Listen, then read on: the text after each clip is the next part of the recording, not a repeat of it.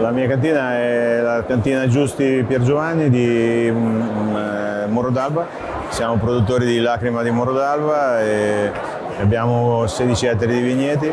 dove facciamo vini che partono da questo vitigno autoctono marchigiano,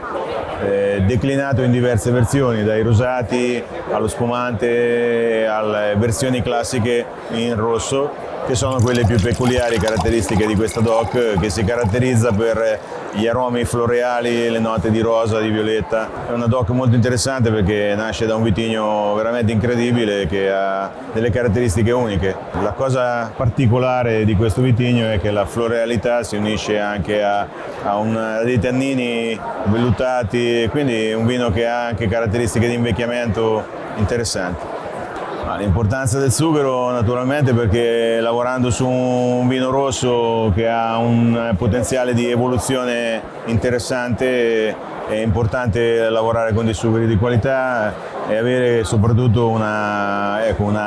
miglioramento e un'evoluzione del vino che sia in grado di dare alle nostre bottiglie quella longevità che nella storia del Lacrima ancora non è stata consolidata come immagine, però è una longevità che c'è indubbiamente e la scelta di un materiale idoneo ci garantisce di fare delle cose molto interessanti.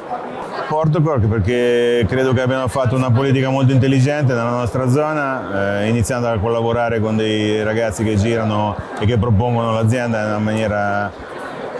discreta, onesta e corretta. Io ho conosciuto, ho avuto modo di conoscere queste persone negli anni e mi sono quindi affidato innanzitutto perché ho conosciuto l'azienda e so che è un'azienda valida e in più è supportata dai collaboratori validi, quindi la scelta è stata d'obbligo.